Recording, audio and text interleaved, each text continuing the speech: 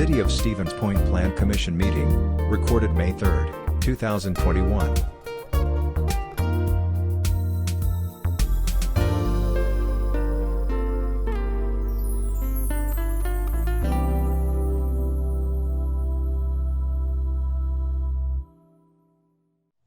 All right, I have 6 o'clock. I will call the regular meeting of the City Plan Commission to order. Director Karnowski, could you please call the roll? Weeza. Here. Kneebone. Here. Arnson. Oh, here now? Perfect. Yeah. Thank you. Cooper. Here. Haynes. Here. Hoppy is excused and Rice. Here. 6-0. Okay, we have a quorum. Item number 2 is, well, first of all, I'd like to welcome back all of the newly appointed commissioners. Thank you again for stepping up to serve your community. I don't recall if we talked about this last month. However, there's been a movement on council to more strictly follow Robert's Rules of Orders when it comes to governing our meetings. The Robert's Rules currently require a motion to be made before discussion takes place. That, of course, will not happen in a public hearing. We will take testimony, and then I'll bring it back to the commission. Prior to getting it on the floor, though, we need a motion one way or the other, and we're going to give that a try here. The other thing I want to let the commissioners and the public know is that beginning with May committee meetings, May standing committee, so personnel, public policy and general government, public works, and finance committee, we are going to be doing a hybrid of in-person and Zoom meetings. So those in-person meetings will be at 933 Michigan Avenue. And that will start with those committee meetings, which will be next Monday. And then, of course, the council the following Monday. So you will have an in-person option if you choose to do that. However, you will be required to wear a mask if you intend on attending in person. If you do not wear a mask or choose not to wear a mask, you have the option to meet virtually. You will not be allowed to stay in the meeting room if you choose not to wear a mask. And with that, we will move on to our agenda. The next item on the agenda is the report of the April 5th meeting. That's the minutes and actions of the commission. I would need a motion to bring those to the floor. This is Cooper. I would make that motion to approve. Motion to approve. Do we have a second? This is Arnson, I'll second. Seconded by Arnson. Any discussion on the minutes and actions from our April meeting? Hearing none, and seeing none, we will go with a voice vote. All those in favor signify by saying aye. Aye. Aye. And we, next on the agenda, and a series of public hearings and subsequent action. I want to remind the commissioners and the public that at 7 p.m., if we're still in our Plan Commission meeting, we will recess to have a special Common Council meeting for a public hearing regarding a community development block grant. That's going to take place at 7 p.m. If we are done with the Plan Commission meeting, we will just keep this Zoom session active and continue on until 7 o'clock, at which time we will call the regular or the special Common Council meeting to order. Our first public hearing is public hearing with subsequent action on a request from Portage County Healthcare Center for a conditional use permit to construct an outdoor visitation area located at 825 Whiting Avenue, consistent with Chapter 23.02 Sub 1, Sub D, Sub 3, Sub H. Adam Kuhn will be giving us an update here. Adam, the floor is yours. Thank you, Mayor. So this request stems from a recent mandate from the State Department of Health and Human Services, ordering all nursing homes in the state to provide an outdoor visitation area in response to the ongoing COVID-19 pandemic. Given that the Portage County Healthcare Center does not currently offer an outdoor visitation area, the request is to provide an approximate 320 square foot outdoor area located where my cursor is right now, within the parking lot off of Whiting Avenue. Here again shows more of a closer view with the structure encompassing these 3 parking stalls shown where my cursor is. And now overall, staff didn't have any major objections with regards to this request and would move to approve with the conditions shown on your screen. Thank you, Adam. I appreciate that. Are there any clarifying questions before I open up the public hearing? That would be from the commissioners. Okay, I will declare the public hearing open. Anyone wishing to offer testimony on this request, raise your hand, signify somehow that you'd like to speak. I see President Johnson, you have your hand up. I do, Mr. Mayor. Thank Go you. ahead. I just want to thank everybody involved who's been working to get this process going. I'm speaking now as chair of the Portage County Healthcare Center Committee. And Marcia McDonald and her team have worked very hard to accommodate all of the COVID-19 rules and regulations. I have to toot their horn a little bit. They have had one patient COVID exposure since March 13th, 2020. That is one patient COVID exposure since March 13th, 2020. But now we're able to relax some of those restrictions. This outdoor visitation area will help us meet state and federal guidelines to expand visitation. And again, I want to thank the city for the work they've done to advance this. And particularly, I want to thank folks at the county, Todd Neufeld, I see he's on the phone, for getting this all together so that we can accommodate the most fragile of our citizens in a nice setting where they can visit with their family and friends. Thank you. Thank you. And public hearing is still open. Public hearing remains open.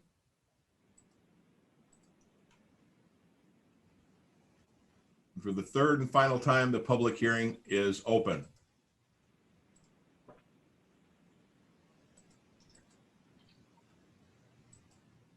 Moving through these rather quickly, so if I don't call on you, please let me know. Seeing no one else wishing to speak for the public hearing, I will declare that public hearing closed. Bring it back to the commissioners. Commissioners, I will need a motion to bring it to the floor. Mayor, Alder Kneebone? I would move to approve want to get this right. I also was checking Robert's Rules of Orders. Move to approve the conditional use permit to construct an outdoor visitation area located at 825 Whiting Avenue, subject to staff recommendations. Thank you. Is there a second? Arnton will second. Discussion. Commissioners? Any discussion from the public? Hearing none, all those in favor, please signify by saying aye. Aye. Aye. Are there any opposed?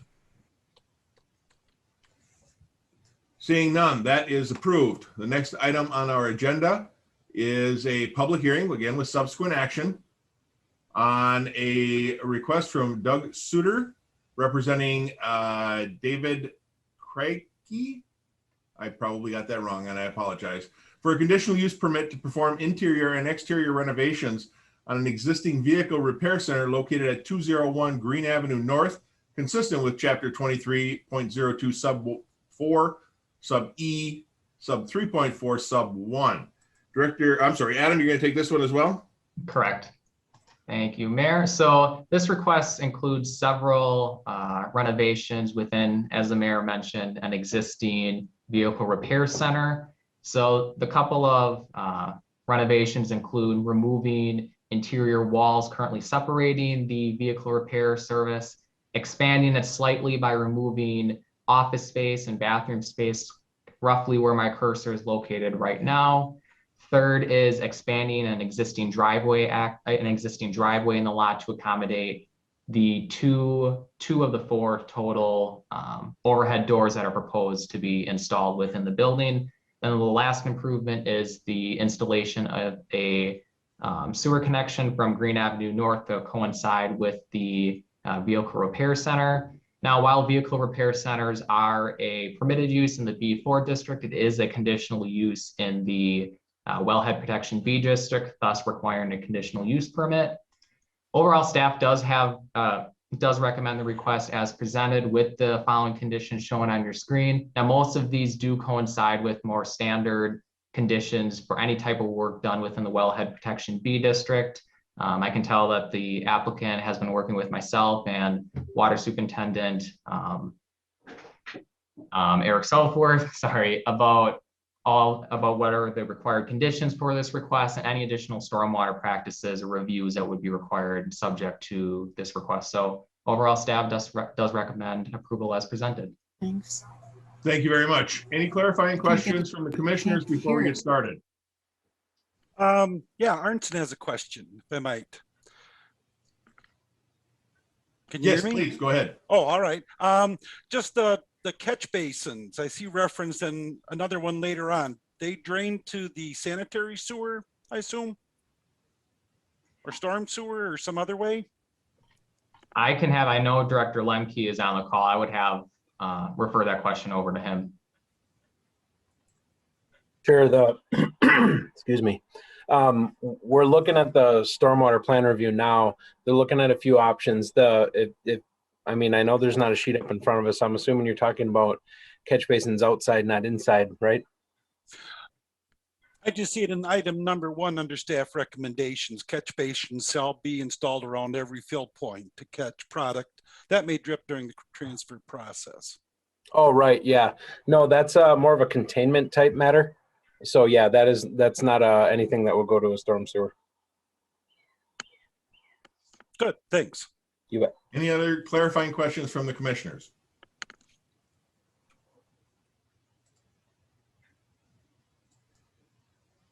Okay, with that, I'll declare the public hearing open. Anyone wishing to offer testimony on this request? Raise your hand, signify somehow that you would like to speak. Chat if you need to.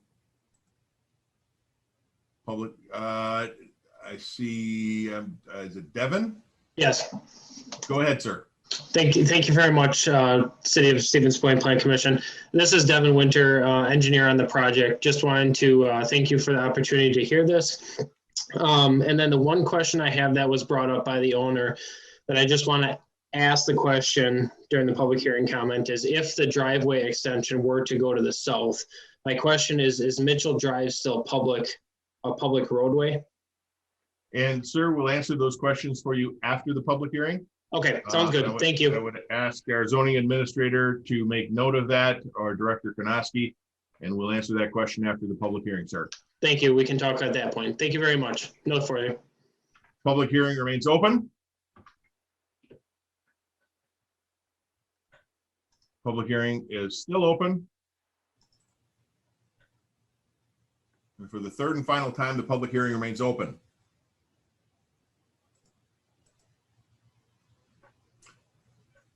Seeing no one else wishing to speak, I will declare the public hearing closed. Before we ask for a motion, I would ask either Director Konoski or our zoning administrator, Mr. Kuhn, to answer the question earlier about Mitchell Drive. Thank you, Mayor. It is correct. Mitchell Drive is a city right-of-way and will be treated as such, although it's an unimproved right-of-way, i.e. there's really only a drive access for the applicant themselves. So that is a right-of-way and we'll maintain it as a right-of-way. But we don't maintain that with plowing, is that correct? I'm not certain about that, Okay. but it is city right-of-way. So we would typically in a planning event, treat it as a city street. Okay, thank you. Now I need a motion to one way or the other before we can discuss it.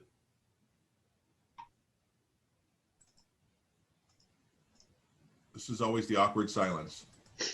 Mr. Mayor, this is Commissioner Cooper. I would move approval of the request as presented with staff recommendations. Thank you, Mr. Cooper. Is there a second? Rice, seconds.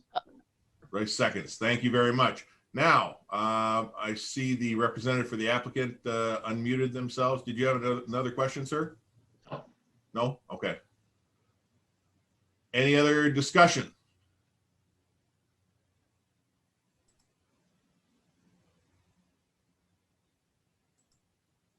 Hearing none. All those in favor signify by saying aye.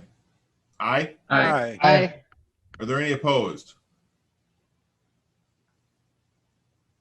Seeing and hearing none, that is unanimously approved. Item number 5 is a public hearing and subsequent action on a request from Ross Rettler representing Kyle Cluck for an extraterritorial final subdivision plat review for a proposed subdivision located in an unaddressed parcel in the town of Hull with the parcel identification listed in your packet. Director Karnowski, you're going to take this one? That's correct. Mayor and Plan Commissioners, before you tonight is a final plat request from Mr. Cluck regarding a 10 parcel subdivision north of the Jordan Bar off of Highway 66. We've seen this a few times in the last few months and actually in the last year. So I hope everyone is fairly familiar with it, but would recommend approval as presented. As you folks may recall, when we did the preliminary plat review, there was a request for the extension, this 66-foot right-of-way extension further south of the property line. The applicant did comply with that request, and it is included in the final plat. So would recommend approval after the public hearing. Thank you very much. Any clarifying questions from the commissioners? Okay, then I will declare the public hearing open. Anyone wishing to offer testimony on this request? Speak up, raise your hand, or otherwise signify. Public hearing is still open. Yeah, Arnson Commissioner here. Arnson, go ahead. I'm not sure if I speak during the public or later. I would ask that you wait till after the public hearing, sir. All right, good enough, thanks. Thank you. Being a commissioner, it's a little bit different. Public hearing is still open. And for the final time, the public hearing remains open.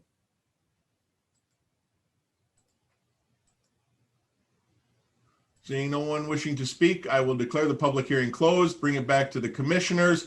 Before we can discuss it, however, I need a motion, one way or the other, to bring it to the floor.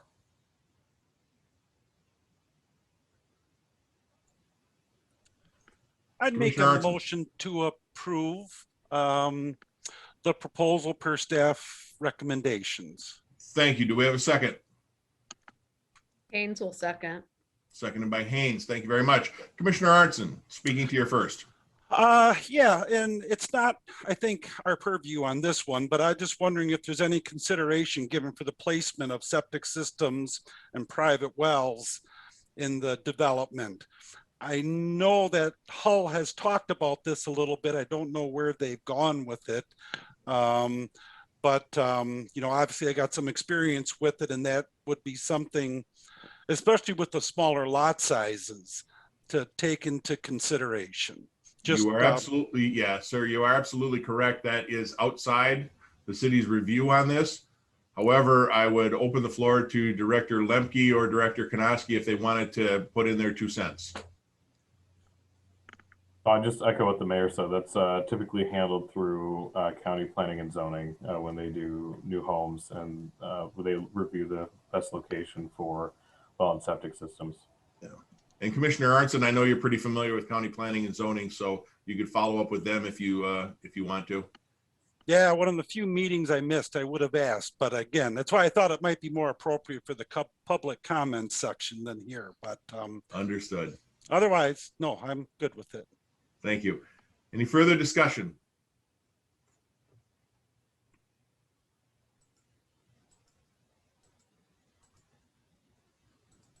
Hearing none, all those in favor, please signify by saying aye. Aye. Aye. Are there any opposed? Hearing none, that is unanimously approved. Item number 6 is a public hearing and subsequent action on a request from Jim Anderson for a preliminary subdivision plat review for a proposed 39 lot subdivision located at 5498 Gullah Road with the parcel identified in your packet within the town of Hull. Director Karnowski. Thank you, Mayor. So before you tonight is the preliminary plat for the Jim Anderson subdivision. This is a proposed 39 lot subdivision currently located within the town of Hull. I'm just going to give a brief overview of the process if we were to move forward with this.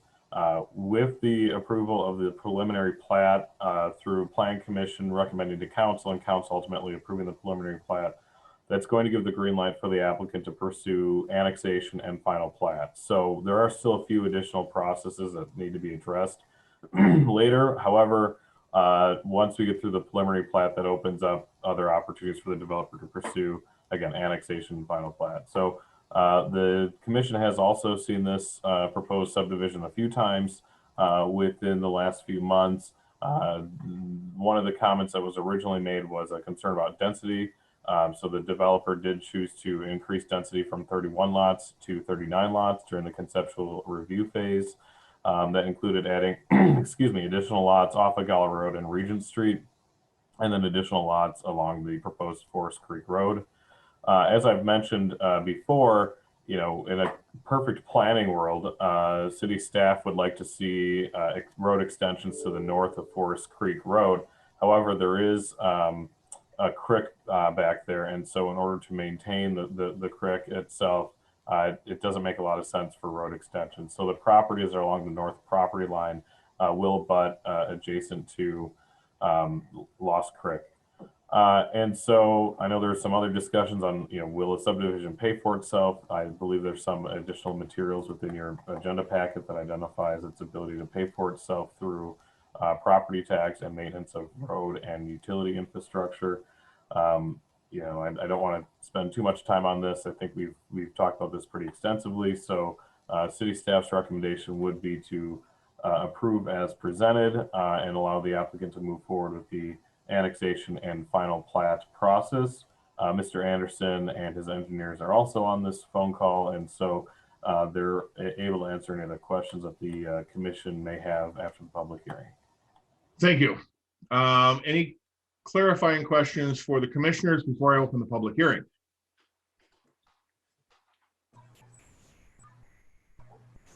Seeing none, I will declare the public hearing open. Anyone wishing to offer testimony is urged to get my attention and state your name for the record and provide that testimony. Public hearing is now open. Alderperson Jennings. Thank you. Tori Jennings, 1632 Ellis Street. The city currently does not have the revenues to pay for the roads it currently has. It does not have the revenue to replace, and in some cases, even repair the infrastructure it has. Expanding infrastructure into this development will not suddenly pay for itself through revenue that comes from property taxes on houses, which is at the low end of the scale. But the really insidious part of this development is the desire on the part of the city to extend infrastructure to make future extensions and developments within Hull possible. This will further undermine the city's future economic health through this problem of not being able to pay for infrastructure, and importantly, exacerbate negative relationships with the town of Hull and future battles over annexation. Thank you. Thank you. Alder Zarazua. Thank you. I just have a statement to read from a constituent, Trevor Rourke, 601 Washington Avenue. He just has some questions. The final calculations presented by staff in the agenda packet are confusing. He's hoping for some clarification. He says in the Wisconsin DOT Facilities Development Manual, Chapter 14, Section 10, they use 20 years for a street's pavement design life or performance period. This is the period a pavement is expected to last before the next rehabilitation or reconstruction. Therefore, according to the DOT, a 100-year timeline for the streets would actually require at least 2 pavement resurfacings and 2 complete reconstructions. Thus, why are the calculations using 45 years for the first resurfacing and then 90 years for complete reconstruction? His second question, he has, instead of basing the annual increase in road maintenance, resurfacing, and complete reconstruction costs on inflation, wouldn't it be much more accurate to analyze the city's historic trend of these costs? Third question, if this further away subdivision is projected to be this profitable over the course of 100 years, why can't we afford to maintain the roadways we currently have from the last 100 years in closer subdivisions that are even more densely populated? This doesn't make sense. And his last question, does this new development work toward or against our commitment to Green Tier Legacy, Pathway to Sustainable Stevens Point, Vision Zero, safe routes to schools, efforts to mitigate climate change, and our difficult work towards diversity and inclusivity in affordable housing. He says thank you, and he looks forward to your insight with these questions. He also included some sources, and he said he will email his statement out. Thank you very much. It's of course going to be very difficult to answer Mr. Rourke's questions without him being present, but we'll see what we can do. Correct. Thank you, Alderperson, for taking charge of that. Alderperson Morrow. Thank you very much, Mayor. The only comment that I would have is like I would wish that the city would be able to hook up sewer and water now, because I know once the houses are in place, trying to get that in once the houses are already in costs a lot more money, and also costs the homeowners there. As to if it's done at first, the cost could be actually built in to the could already be built in, so it wouldn't cost the homeowners who do have it later more and more money and a lot more of the stress that they would have with that. So I would hope that the infrastructure could be actually put in prior to when people start buying their houses, so it's already actually built in. Thank you. Thank you. Public hearing remains open. Public hearing is still open.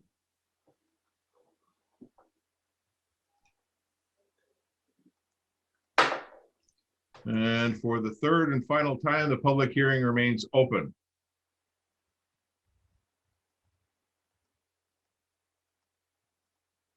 Seeing no one else wishing to speak, I will declare the public hearing closed.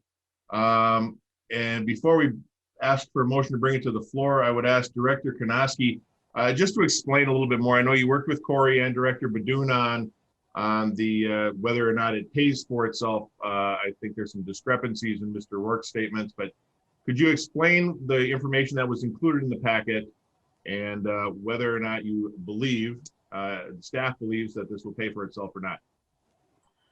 Absolutely. So the information that was provided, myself, Director Lemke, Director Badoon, worked through essentially what would be required of the road utilities in the next 100 years. And so looking not only at the cost for at 45 years for resurfacing, and 90 years for complete reconstruction of the roadway, but also maintenance, things like plowing, patching, things of that nature. So through that, we then determined what we believe the tax assessment and city tax income would be based on comparable properties within the community.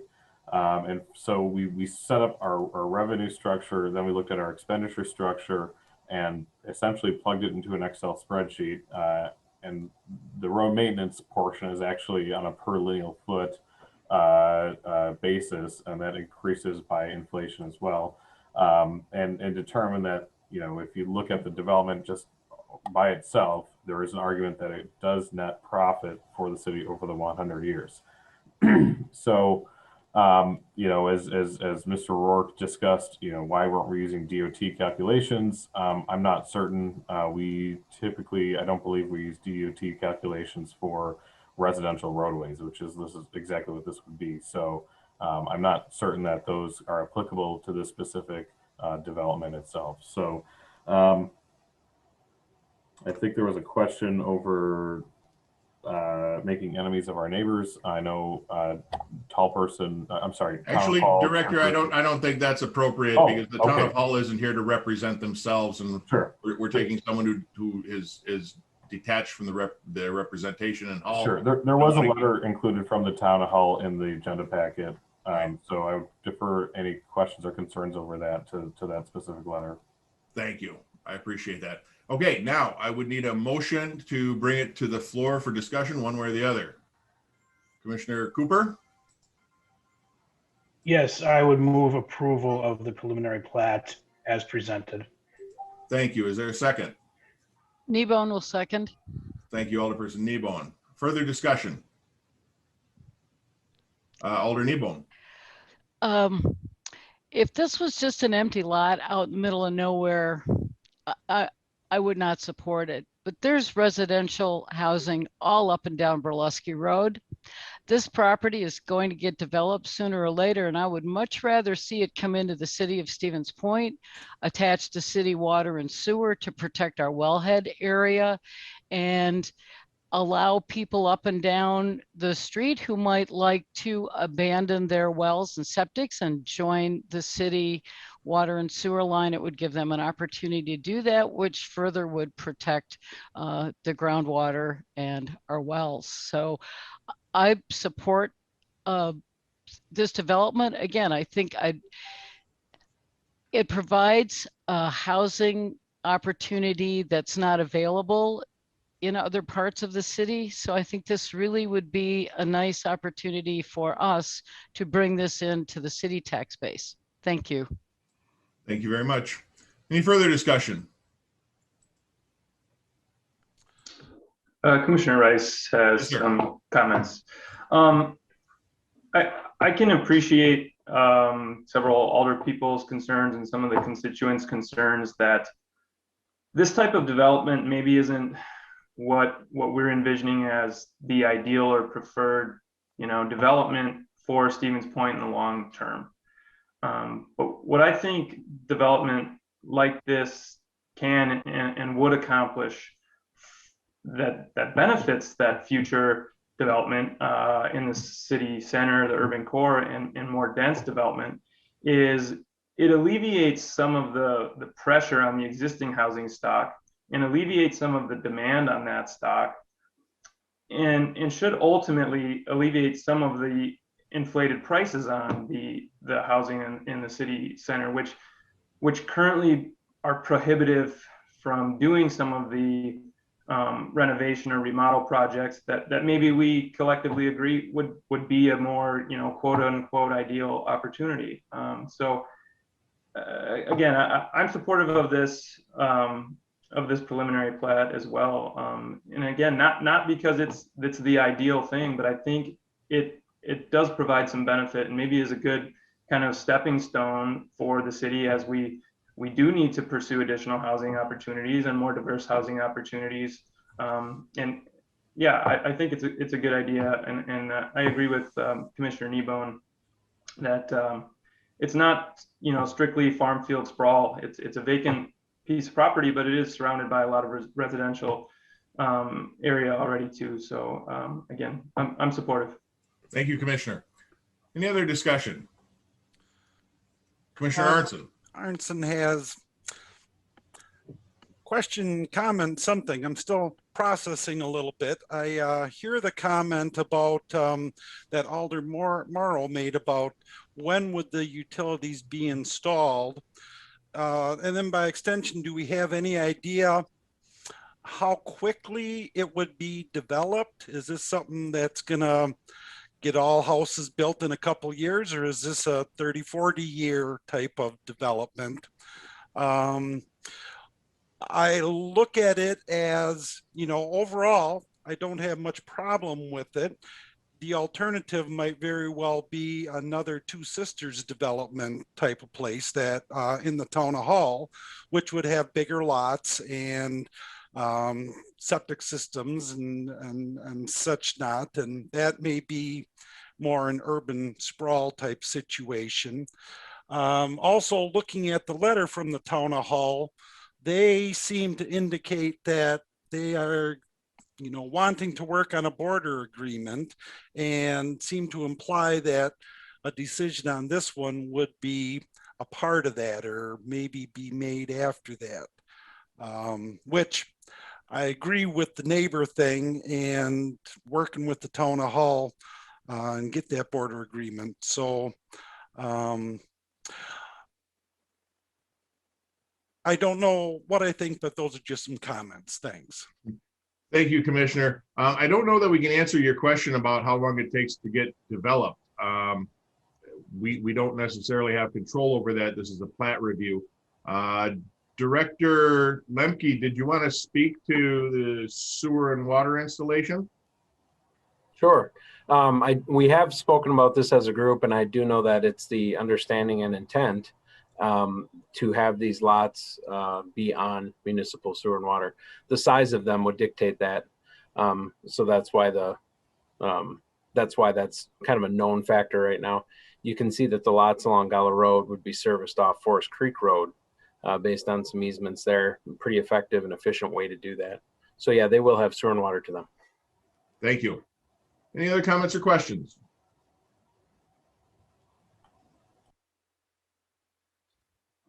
Oh, Seeing none, the Mayor, motion. Oh, I'm who did I sorry. miss? I'm sorry. One more quick question comment. I do appreciate the developer and staff working to preserve that creek. I believe it feeds into the Plover River there down in that area where it goes through. So that also is a plus. So I appreciate that. Thanks. Thank you. All right, the motion is to approve the plat review. All those in favor, please signify by saying aye. Aye. Aye. Aye. Are there any opposed? No, Arnson opposes, I think. Arnson Yes. opposes. Let the record show. By majority consent, it is approved, and we will move on to item number 7 on our agenda, and that is a public hearing with subsequent action on a request from Mike Helmrich, representing Rydell Management Company, LLC, for a conditional use permit to construct a vehicle dealership. My tongue is not working today. Located at 3707 Stanley Street with the parcel identified in your packet, consistent with chapter 23.01 sub 13 sub F and chapter 23.02 sub 4 sub E sub 3.4 sub 1. Zoning Administrator Kuhn, you're up. Thank you, Mayor. So the request before this commission tonight is on behalf of the applicant to construct a Hyundai dealership at the property identified within the agenda packet. Now, similar to a few agenda items before this, both the vehicle sales and vehicle repairs are permitted use within the B4 commercial district. However, vehicle repairs as a use are considered a conditional use within the Wellhead Protection B district, thus requiring in part this conditional use request. So I'll just jump over to the site plan. So the image on the right shows the interior mock-up showing the vehicle sales more on the northern half of the building, with the vehicle repair use of the building in the southern half. Then likewise, vehicle sale parking, customer parking in the front with service parking in the back.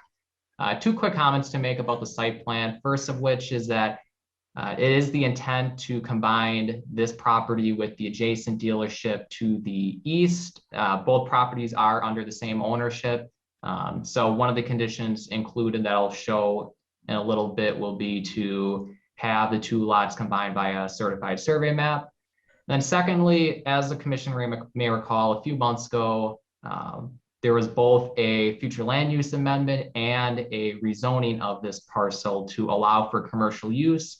And one of the preliminary discussions was making sure that there's enough of a buffer between the proposed commercial use and then the single family use to the west, and then the duplex uses for the two parcels to the south.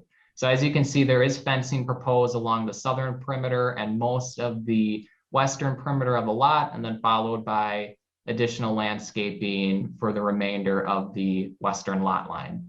So overall, staff does recommend approval of the conditional use subject to the conditions shown on your screen. One comment I would make is that it was noted in the agenda packet that underground storage tanks in its entirety are not allowed within the Wellhead District. Upon discussions with the applicant and with Director Lemke as far as appropriate stormwater controls, both parties did agree that having underground stormwater tanks would be appropriate given the stormwater calculations that Director Lemke and his department has conducted thus far.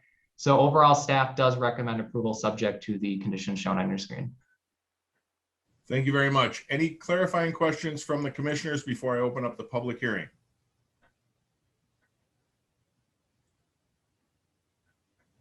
Okay, we'll declare the public hearing open.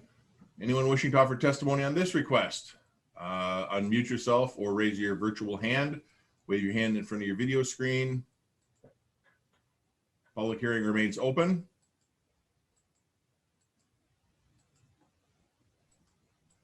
And for the third and final time, the public hearing remains open.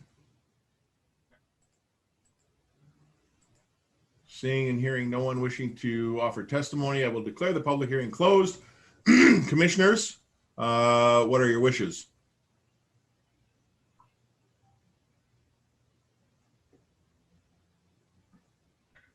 Commissioner Mr. Mayor, Cooper. this is Commissioner Cooper. I will move approval of the request as presented with staff recommended conditions. Thank you. Do we have a second? Arnson will Seconded second. by Arnson. Discussion. Hearing none. All those in favor signify by saying aye. Aye. Aye. Aye. Any opposed? By unanimous consent, that is approved. Item number 7, nope. Item number 8 is a public hearing and subsequent action on a request from Secure Fund LLC to rezone the property at 209 Division Street with the parcel identified in your packet from B4 Commercial to PD Planned Development District. Director Karnowski, you're going to take this one? Correct. So there are essentially 2 public hearings tonight, one for the rezoning from B4 to planned development and then a conditional use permit. The third action item is not a conditional use, but that'll just be a site plan review and approval for the proposed development. So I'll speak to the rezoning first and foremost. So for the audience and the folks listening at home, a planned development district is essentially a special overlay district that we've done for unique projects. Things like the Lullaby site, which is now Northside Yard. The Convent property was a planned development district. The Berkshire Senior Housing Project as well. So typically it's something that's desirable of the community, but does not necessarily fit within the confines of our existing zoning code. So what's before you tonight is a rezoning of the Point Motel site from B4 to planned development district for the ultimate demolition and redevelopment of the property for a 79 unit mixed use building that would have 3 floors of residential units. And the first floor would be about 3,000 square feet of commercial retail and indoor parking. And so that's really the first step. There are some concerns because, of course, the proposed building does not meet the density requirements. It's way over what would typically be allowed in this in the B4 zoning district for density. And that's identified within your screen here. Of course, just over 1.15 acres or so of area for the proposed property, or I'm sorry, of the existing property. With the density, you're roughly at about 70 units an acre, which is one of our more denser projects. Additionally, we're also identifying parking and setbacks as part of the proposed planned unit development or planned development district. Typically within this specific zoning area, we don't have parking regulations. That's something that the council changed a few years ago, but the proposed parking, which I believe there's 85 total stalls, does meet what staff would believe to be sufficient given the opportunities for multimodal transportation, public transportation, and pedestrian transportation opportunities as well. We believe that's a sufficient number given the number of efficiency 1 and 2 bedroom units. Within your packet, there are standards of review for planned development rezoning and making sure it's consistent with the City of Stevens Point Comprehensive Plan and our targeted area master plan as outlined within the staff report itself. We do believe it's consistent with the targeted area master plan that was adopted about a year ago and also consistent with our comprehensive plan and meets a number of goals and objectives within the comprehensive plan. Number 2, the proposed plan development is consistent with the standards and uses of the context area in which it's located. Obviously, we've adopted a number of plans and we believe that that's consistent as well. And overall, what you'll find within, excuse me, the staff report that for planned development districts, we believe that there's consistency to rezone it from B4 to planned development district. So that would be the first public hearing. We'll get into the conditional use portion of that after we have the public hearing and action on the rezoning. Thank you very much. Commissioners, any clarifying questions before we open the public hearing? Okay, seeing none, I would remind all of the attendees and those wishing to offer testimony, in this case, to keep your comments relevant to the rezoning request only. And I will open up the public hearing. Anyone wishing to comment or provide testimony on the request to rezone, get my attention, raise your virtual hand, and we will give you the floor. Public hearing is still open. And for the third time, the public hearing remains open. Seeing no one wishing to offer testimony, we will close the public hearing and bring it back to the commissioners. Again, I need a motion one way or the other to get it on the floor. Mayor, I'll make a motion. Thank you, Alder Nebo. I would move to approve the request from Secure Fund LLC to rezone the property at 209 Division Street from B4 Commercial to PD Plan Development District. Thank you, Alderperson Nebo, and especially for following the rules and restating the entire request. Is there a second? Haynes will second. Thank you, Commissioner Haynes. Discussion there. Commissioner Rice has some Yes, sir. questions, I guess, for Director Karnowski and Planner Kuhn. Is there not currently a zoning designation that would allow this mixed use type building or something this dense to fit within it? And I guess my ultimate question being, is it possible to rezone in one of our other current zoning classifications instead of strictly PD, with the goal of, just avoiding PD zoning kind of quilted throughout town, each with their own kind of set of standards? Director Karnowski, I'll turn that over to you. Thank you. That's an excellent question. So the real purpose for the rezoning to PD is because of the density. None of our existing zoning districts would allow anything as dense as what's being proposed here. Same with the Northside Yard site, and same with the Water Street, the Berkshire Senior Housing Project. And so, it's probably, as we go through and rewrite our zoning code, hopefully in the next year or two, to better reflect a higher density community, and go from what is typically, I would say, probably 25 units an acre, and bump that up to 50 units an acre, identifying opportunities for us to increase density within our community. So definitely something that we want to look at, but really the driving force of the rezoning is for the density purposes. Thank you. Any other questions? The motion is to approve the rezoning request. All those in favor, please signify by saying aye. Aye. Aye. Aye. Aye. Are there any opposed? Seeing none, that is unanimously approved. Item number 9 is a public hearing and subsequent action on a request from Secure Fund LLC for a conditional use permit to construct a mixed-use apartment building at 209 Division Street with the parcel identified consistent with Chapter 23.02 sub 2 sub F. Director Karnowski, anything to add? So essentially, the joys of zoning is that sometimes you get into layered zoning, and that's exactly what we're dealing with in this specific situation. We not only have the B4 zoning district, we also have the B-TID 5 district, which was established in the mid-2000s when TIF number 5 was established, and has been a wildly successful TIF district. So within that TIF district, and this council and this body has seen this in the past, where we want 0 setback requirements along right-of-ways. The closest portion of the building to the Division Street right-of-way is roughly 7.5 feet. So there is some separation.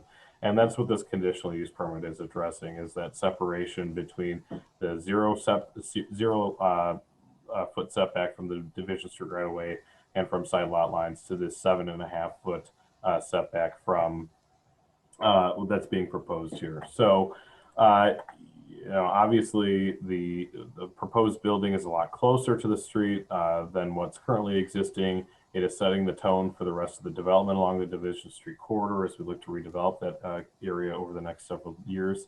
And so staff is supportive of approving the conditional use permit as presented with our staff recommendations. So more than happy to answer any other questions, but again, staff's recommendation is approval. Thank you. Any clarifying questions for the commissioners before I open the public hearing on this item?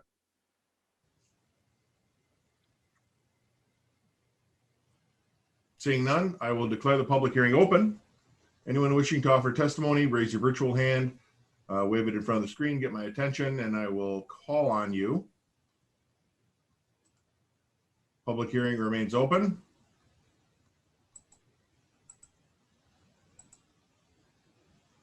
And for the third time, the public hearing remains open.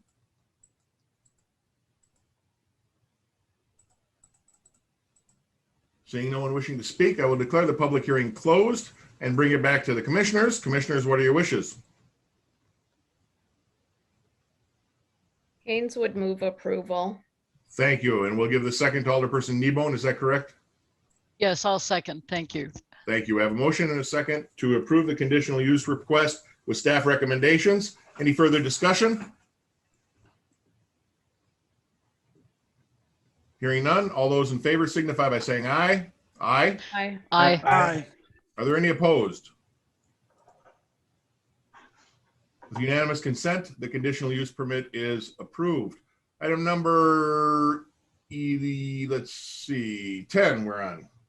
10 is the site plan review. A request from Secure Fund LLC for a site plan review to construct a mixed-use apartment building at 209 Division Street, consistent with Chapter 23.02, Sub 2, Sub F, Sub B, and 23.02, Sub 4, Sub B, Sub 2, Sub 1. And we'll give this one to Director Karnowski. Thank you, Mayor. So this is the final step. This is the site plan review for the proposed mixed-use building at the Point Motel site. So on your screen, you can see, so let me just say, this is probably, this whole project has been a lot of fun to work on. City staff has been just excellent. All departments have really taken this and worked through it and made it what it is and what's before you today. So I thank the other departments, everybody who's been involved in this process. So what's before you is a proposed building that's on the north side of the property, consistent again with targeted area master plan and comprehensive planning. We do have parking on the side and rear of the building. So you have a front facing building or front heavy building. So it's along Division Street, which really starts to frame Division Street for, again, future development and sets a standard and a tone for what we're hoping in the future. We, as a lot of folks know, we are going through the Division Street planning process for reconstruction. We had a few options with the layout of this lot and layout of where the proposed entrance was for the parking area. And this is going to be consistent with what we were hoping with the Division Street reconstruction that will hopefully be occurring in the next few years. You have a 4-story building before you, again, minimal setbacks along the north property line and along the Division Street corridor and the east property line, which abuts another commercial use before going to Isidore Street. On the south side, you do have the existing or the proposed curve, which is right adjacent to the south lot line. In the southeast corner, you have a proposed dumpster corral, so out of the way, but does allow for easy access for larger vehicles that will be coming in to pick up garbage. And then you do have a proposed landscaping plan, which staff believes is consistent with what typically would be required in this specific scenario. So within the standards review for site plan review, there are a number of standards, 10 specifically. Staff believes that all standards have been met. And would recommend approval as presented, and more than happy to answer any other questions that the commission may have. Thank you, Director. Commissioners, as we talked about, I need a motion one way or the other to bring it to the floor.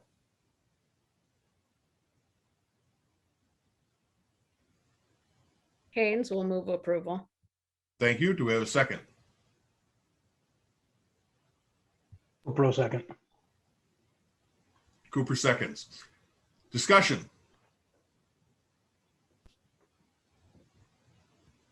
Mayor, I just have a quick comment. Alderperson Kneebone, go ahead. I think it's going to be a great addition to Division Street and a lot better than what's right there currently. So kudos to everybody for putting this all together, making it happen. Thank you. We appreciate it.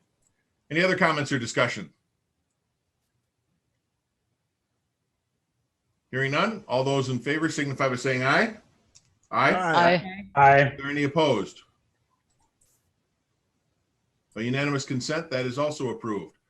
Item number 11 is a request from Ken Lepak for a utility easement across the Schrader connection in the village of Whiting with the parcel identified in your packet.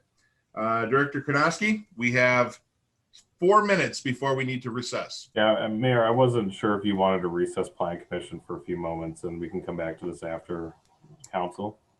I think that would be more than appropriate. We will stand in recess while Director Kronosky entertains us with a karaoke or a humming maybe version of Muzak for 3.5 minutes until we can get to our, I'm kidding, of course. We will be standing in recess until after the Common Council meeting at 7 o'clock.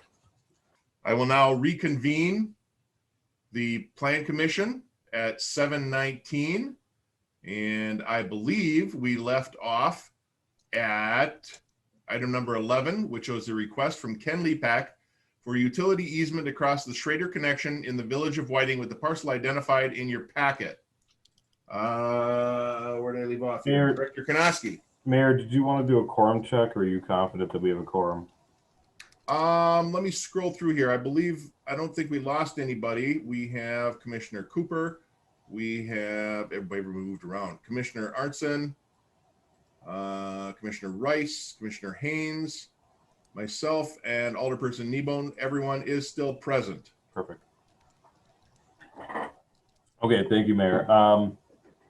Before the commission tonight is a request from Ken Lepak for a 35-foot wide utility easement across a Schrader connection that's currently in the village of Whiting.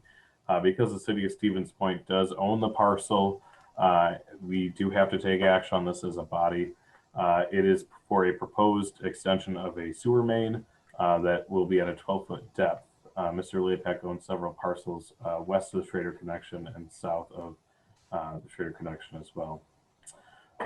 Both City Utility, Parks, and Public Works Department have reviewed the proposed easement and do not express any concerns. As such, staff recommends approval as presented, and we'll get that teed up for the final signatures after council takes action in 2 weeks.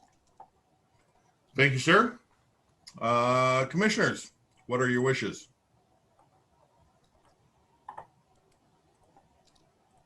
This is Haynes. Move approval. Thank you, Commissioner Haynes. Is there a second? Kneebone will second. Thank you, Alderperson Kneebone. Discussion.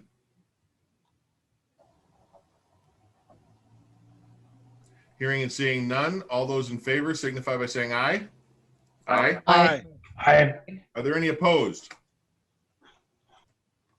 By unanimous consent, that is approved. Item number 12 is a request from the city of Stevens Point for the acquisition of 325 Division Street with the parcel identified in your packet. Director Kronosky. Thank you, Mayor. So before you tonight is a request for acquisition from the Common Council. This is an item that's been floating around the last few weeks, but the desire ultimately of the city is to acquire the Maytag Laundry Building at 325 Division Street and extend 6th Avenue through to Isidore, either as a full street or as some type of pedestrian way, some way to break down the barrier between the town and the gown, the city of Stevens Point and our businesses and the university itself. This has been an identified objective within the targeted area master plan and through some property acquisitions, most notably the Point Motel, we are able to acquire this from that developer. Consistent with what we've done in the past and what state law requires, the Planning Commission must review any acquisition, disposition of property, and so city staff believes it's consistent with the comprehensive plan, targeted area master plan, and would recommend approval as presented. Thank you, Director. Commissioners, what are your wishes? Mayor, I have a quick question. Sorry, we can't talk about it until we have a motion to put it on the floor. Okay, then I would move to approve the acquisition of 325 Division Street, subject to any staff recommendations. Thank you, Alderperson Kneebone. Is there a second? Arntzen will second. Cooper, I'll second. Well, we've got everybody. I saw Commissioner Arntzen, so we'll give the Commissioner Arntzen the second. Alderperson Kneebone, speak to your first. Thank you. Trying to remember those Robert's rules. Yeah, it makes it difficult for good communication, in my opinion, but I think we can try it out and see if we get used to it. Getting there. Director Konoski, I didn't quite hear it, who we would be acquiring the property from. The property would be acquired from Secure Fund LLC, which is a company of Raleigh Lockeries. So the acquisition would be from Mr. Schultz to Mr. Lockery to the city of Stevens Point. And Thanks. Alderperson, if you are asking for the reasons you've abstained in the past, there is no member of the Schultz family that would be involved in this transaction. Yes, I do have a relationship with one of the Schultzes, so I had been abstaining, but I think at this point it's no longer relevant. So thank you for clarifying that a little bit. Any other discussion? We have a motion to approve the purchase. All those in favor, please signify by saying aye. Aye. Aye. Aye. Aye. Are there any opposed? By unanimous consent, that is approved. Item number 13 is a discussion only item. It's an ordinance amending Chapter 23 of the zoning code of the revised municipal code of the city of Stevens Point relating to operation of accessory dwellings and commercial units within the city of Stevens Point. Director Konoski, I know you and our zoning administrator, Adam Kuhn, will be taking this. I turn the floor over to both of you. Thank you, Mayor. This is a continuation of the discussion that occurred last month regarding accessory dwelling unit and accessory commercial units within the city of Stevens Point. There was a question on whether or not we could provide some visualization for the body itself. I'm not going to say it's great visualization, but we did what we could with Microsoft Paint.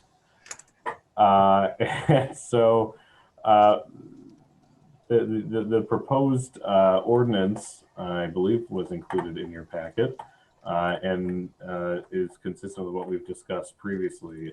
So I'm going to turn over to Mr. Kuhn, who's going to go over the proposed draft ordinance again, just briefly, and then take any additional questions. This is discussion only. So if the body is interested in taking this back for publication, we would do that and get it teed up for the June Planning Commission meeting. All right, thank you, Director. So the first image on the left-hand portion of your screen shows the 75% lot coverage ratio requirement. So how staff would determine whether or not that 75% coverage ratio was met or is exceeded or not would be essentially a calculation over the percentage of impervious versus pervious surface that would be located on the lot. So impervious surface would include any buildings, any structures on the lot, your decks, your porches, any sidewalks, driveways, whereas a pervious surface would be essentially anything else. So grass, if you have impervious pavers as a sort of, as a form of parking area. So like I said, staff would do this calculation to determine whether or not say a 500 square foot accessory dwelling unit would be allowed, would be doable between the square footage of the building plus any additional driveway space that would be needed. This middle image shows the two height restrictions for an accessory dwelling and an accessory commercial unit. So the first of which says that a ADU or an ACU cannot exceed 20 feet in height, and that's not including the height of the roof gable. So the images, at least the first two buildings shown where my cursor is, it does a little bit of injustice since it's a flat roof type building, but essentially this 20 foot, for example, would be measured from grade level up to where the walls meet the gable of the roof itself. And then the second image shown where my cursor is now is, or the first image I should say, is essentially stating that the height of the accessory dwelling or accessory commercial unit cannot exceed the height of the principal structure on the lot. So if you would have, say, a 15-foot high principal structure on the lot, whereas an applicant would want to construct a 20-foot accessory dwelling unit, even though the ADU and ACU would meet the height restrictions by itself, the fact that it would still be higher than what the principal structure is would warrant that request being denied effectively. And then the last image shows just one example. One of the comments that were made last month were trying to better understand the requirements within Chapter 21 or Maintenance and Occupancy Code as it relates to ADUs and ACUs. So one of the examples that are depicted here states that the minimum ceiling height has to be at least 7 feet. And this is a requirement, like I said, in Chapter 21 and also in applicable building code sections as well. So anytime an ADU or an ACU request would come in, not only would myself review it from a planning and zoning standpoint, but applicable provisions, applicable portions of the request would be reviewed by the building inspection division as well to make sure that, for example, the ceiling height meets present standards. So with that, I'll kick it back over to the mayor, and if there's any questions, staff will be happy to answer them for you. Thank you very much. Again, this is a discussion only item. We're looking for input. What are your thoughts? And we will try and incorporate those into the final draft. Anyone have any ideas, thoughts, comments?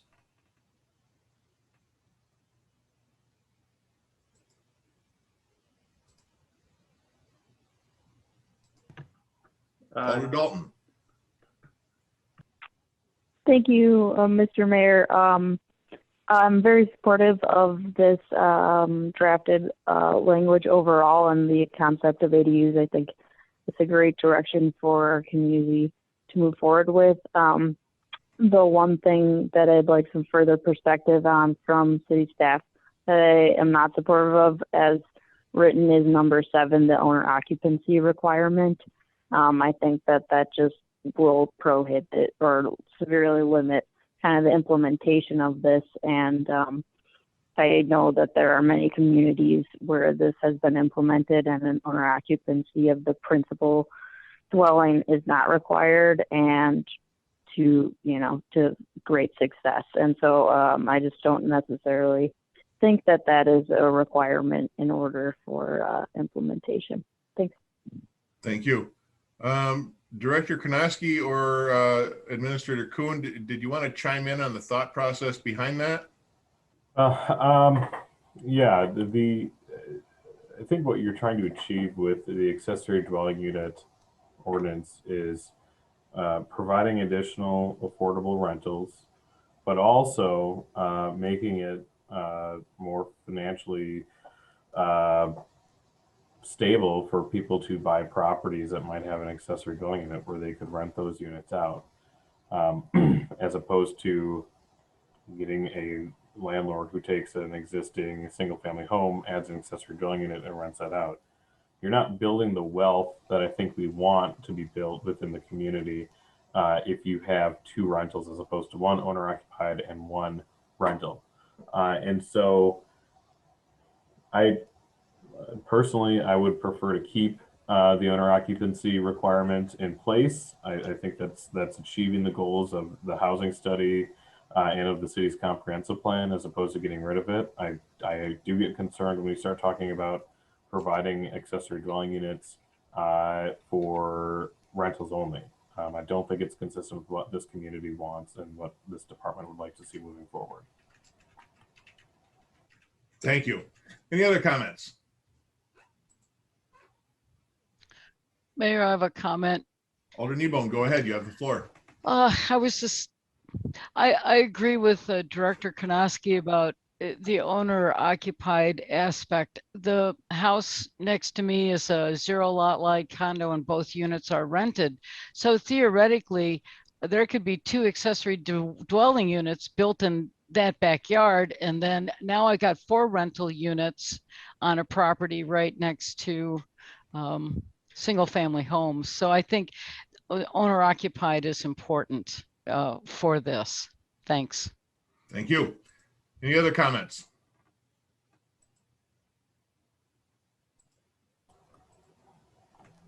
Ms. Mayor. I'm sorry, I'm clicking through. I must have missed you. Yes, Director. No, that's all right. The one thing that staff was on the fence about more pertained to the height limitations. Currently, as the ordinance is written, you could not have a ADU that's taller than the principal structure. I think staff could go either way on it. Personally, I don't see why we would prohibit having the accessory dwelling unit taller than the principal structure, especially if you're looking at like a 2-story detached garage as an example. But I wanted to get clarification from the commission on what their thoughts were before we would go through the publication. Do any commissioners have a thought on this? Commissioner Rice. Yeah, I guess I'd be inclined to agree with Director Karnosky. Maybe primarily because of the vast majority of the single family dwellings in Stevens Point, I'm guessing are single story. I mean, I live in a 60s ranch home with a 412 pitch roof. I mean, it's 12 feet high. And given the small footprints of the accessory dwellings or the accessory commercial buildings, having the ability to add a full second story just expands the possibilities. So, I mean, if the ultimate goal is to give homeowners more options and some more flexibility on what they can do with their properties, limiting that height might be fairly severely limiting in terms of what those options could be for a lot of homeowners. Thank you, Commissioner. Any other commissioner thoughts?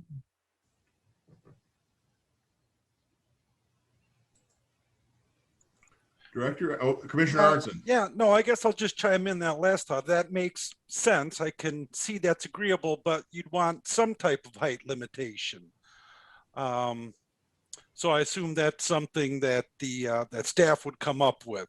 I could see that putting a 2-story building or a residence behind a single story would make sense, but you wouldn't want that much bigger one or that much taller. You don't want 3 or 4 stories going up back there.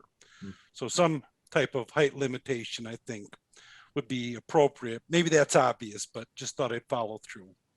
Thank you, Commissioner. Any other comments?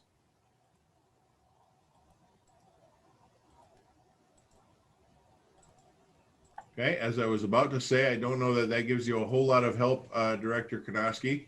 We can certainly talk about it at staff. And if anybody has any comments going forward, maybe something you think about tonight or this weekend, direct those comments to Community Development, and Director Karnosky or our zoning administrator, Adam Kuhn, will be happy to take that feedback and incorporate it into a final revision, which will be presented to the Plan Commission in June. So thank you there. Let's see, next on the agenda, we have item number 14, the Community Development Department Annual Report for 2020. Director Karnosky. It is 30 pages of really good stuff if you ever want to read it. So the highlights include we'll have a book signing later. A very successful year of new construction of roughly $155 million, which is exceptional for our community. And, you know, of course, major projects carried over from previous director Michael Ostrowski and associate planner Kyle Kearns. You know, Northside Yard being a huge driver of that dollar amount, Delta Dental, the Inn at Century World, Reserve Student Housing, and of course Berkshire Senior Stevens Point, which is the affordable senior housing project across the street from Edgewater.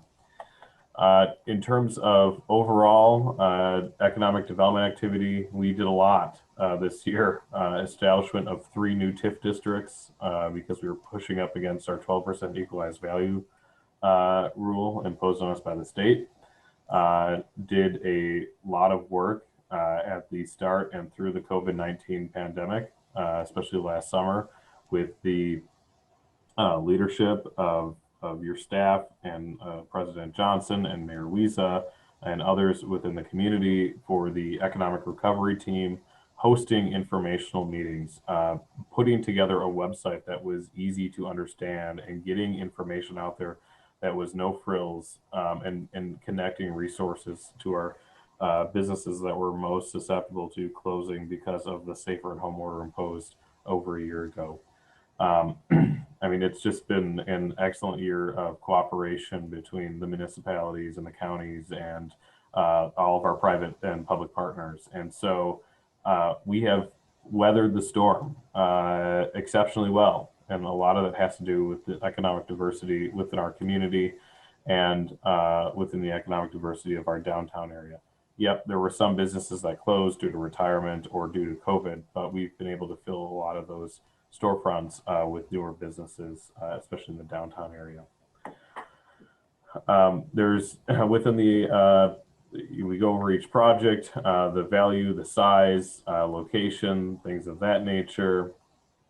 Neighborhood improvement was also exceptionally busy this year. We were able to successfully get 16 individuals through the Rent Ready program. Our enforcement actions were consistent with what they've been in years past. We have a clean community and we will continue to work towards keeping the community clean. I'm hopeful that those of you who are out walking or biking or driving around, we did dispatch 100-yard signs today for the No Mow May.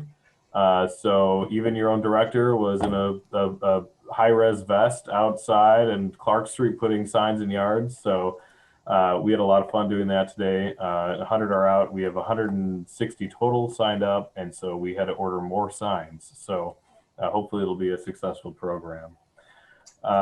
You'll also see within the annual report touching on historic preservation, including 2 facade improvement grants totaling about $40-some thousand. And so that's important for ensuring that our historic buildings of the downtown are properly maintained going into the future. Probably the most expensive one was the corner of Strong's and Main, the Compass Rentals property. New windows that the city helped pay for, tuck pointing the entire building, which the city helped pay for. Caravan Wine Shop down on the square, you know, doing tuck pointing and brickwork and facade improvements there as well. Planning and zoning, we definitely have stayed busy even through the pandemic.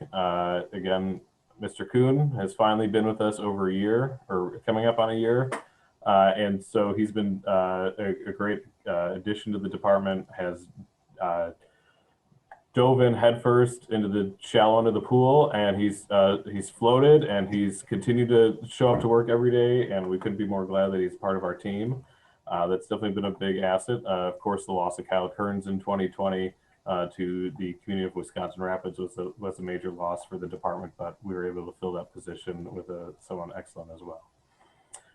The property assessment report is at the end of the report as well.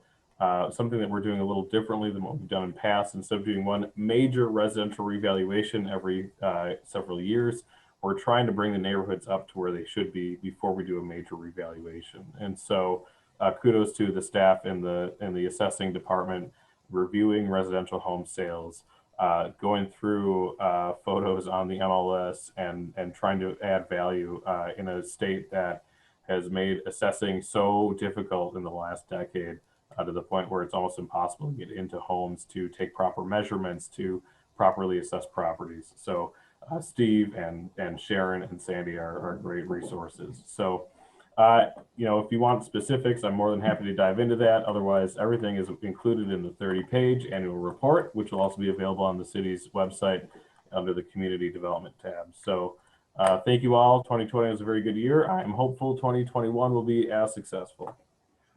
Thank you very much, Director, and thanks to your team. There were a lot of great things that were accomplished in 2020, and we look forward to even more in 2021. It certainly takes a good team, and we're proud to have you at the helm of that team. If you are interested, the annual report will be available on our website, or as I said, you can contact Director Karnowski if you have any specific questions. Last item on our agenda is the Director's report. Director, I will turn that over to you once more. I have talked too much, and you guys have listened to me talk too much. So my Director's report is included in the agenda packet. More than happy to answer any questions. Thank you very much. Are there any questions for the Director regarding the Director's report? Okay.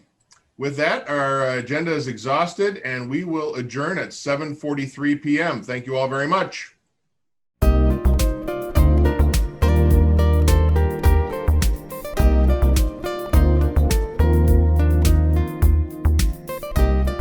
Videos of these meetings are available for viewing on the city's website, stevenspoint.com/videos.